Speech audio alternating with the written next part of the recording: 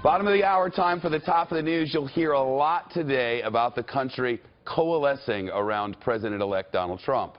The talk of healing that is really intrinsic in the aftermath of every hard-fought election here in the United States. Not everywhere, but it is here. Donald Trump may need to start that healing within his own party. After that absolutely blistering primary process, it was historically brutal. And the antipathy which characterized so much of the campaign season. He now has to find a way to bring Republicans together, all Republicans in this new world. And then, of course, work with Democrats to govern our nation. So it should be fine. Julie Roginsky is a Democratic strategist and a Fox News contributor. Morgan Ortagus is a GOP strategist, former State Department press officer. She's also the national co-chair of Maverick PAC, a political action committee that works to get young professionals into politics. We covered this on the Fox Broadcast Network together last night, and you really weren't so much partisans as you were observers of an incredible American experience. Amazing. I'm guessing you put your partisan hats back on, and now, as the losing group, how do you feel? Like a big loser. Thanks for pointing that out. Look, I was wrong. I think a lot of people were wrong, but I certainly was wrong. I kept saying for months that math was going to be math, that numbers were numbers.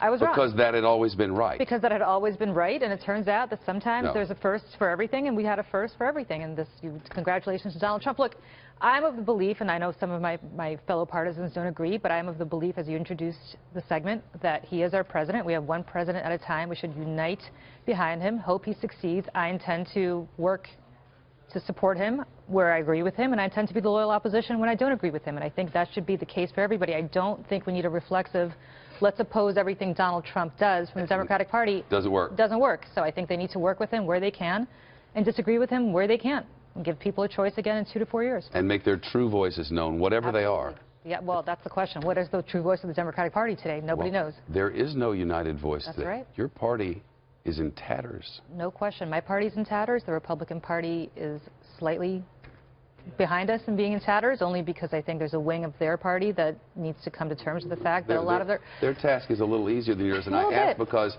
if you look at what remains of the Democratic Party, is it the party of Bernie Sanders? Is it the party of Chuck Schumer?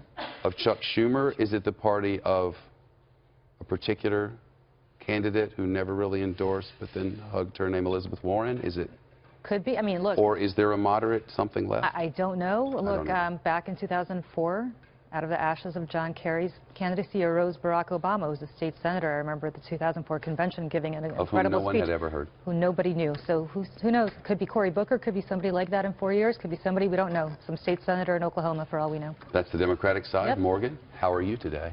Well, we had the full Monty last night, right? I mean, this is what every party, what both of our parties hope for, to control 3 houses of government. So I think I'm still shocked because we were concerned about the presidency. We were concerned until 8:30 last night about keeping the Senate.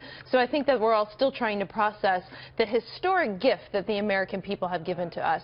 So what I really feel as a Republican today is humbled, because I feel like the American people have totally repudiated the policies, the divisive policies of Barack Obama and of Hillary Clinton. No question. And they have handed us a gift. And what is, to me as a Republican, what is so important going into the next year and into President Trump's, it's still amazing to say that, into his first year is, what are we going to do and come together as a party? I do not believe that we can have the Never Trump crowd and the pro-Trump crowd going at each other. We can't go after Mitch McConnell, Paul Ryan, still have people in the party going after Trump. We need to take a cue from what George W. Bush and other leaders of the party did today, which is they called to congratulate President Trump, elect Trump. Is John Kasich welcome? You know, he's a sitting governor when it comes to what happens in Washington. John Kasich is a long-standing, proud Republican. John Kasich is a man who went to Ohio, turned Ohio around. He was a leader within the party. He thought better of this experiment, and now is John Kasich welcome? I think everybody is welcome in the party. Okay. I mean, we should not be picking, at my point, winners and losers. Donald Trump won last night. Or did the establishment lose? Was this a vote for Donald Trump, or was this a vote against whatever was making people ill?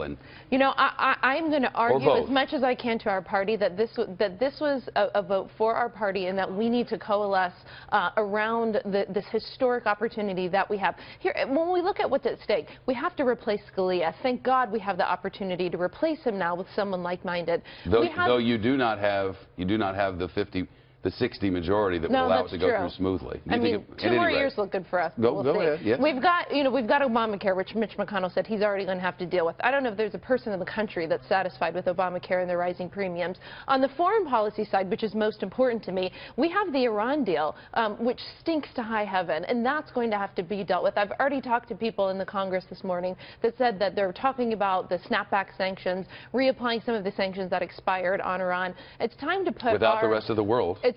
That's fine. That's what leadership is for. Okay. And that's why you don't let the Middle East go into chaos like it has over the past 8 years. Everybody's going to get along, right? Well, no. Well, we're going to get along. I remember. I love Julie. I remember 8 years ago being on the National Mall. The nation was in tatters. The stock market was at a record low. Our institutions were collapsing around us. There was no unity in America, and yet we stood and watched this peaceful transition of power, and the world watched in wonder again, as over the centuries America has always done this. And now we stand divided again. And on January 20th, we will stand on that mall and watch the peaceful transition of power, and America will be a shining example for the world. And once again, I'm so proud to be an American. I'm with you. But then on on January 21st, Mexico's going to have to build that wall. We're going to build that wall. Mexico's going to pay for it. We're going to deport all the illegal immigrants. We're going to destroy ISIS. I can't wait for those commitments to come to fruition, and I cannot wait for the Republican Party, which is to quote or paraphrase Colin Powell, you break it, you own it, the party of barn rule. You guys own it, you broke it, you own it. I'm going to sit back and watch the Republican Party come through on all the commitments they made to their voters who believed them and took literally the fact that Donald Trump is going to do everything he said he was going to do. We air out our differences in transparency in America. It eventually becomes transparent. Thank you, Internet.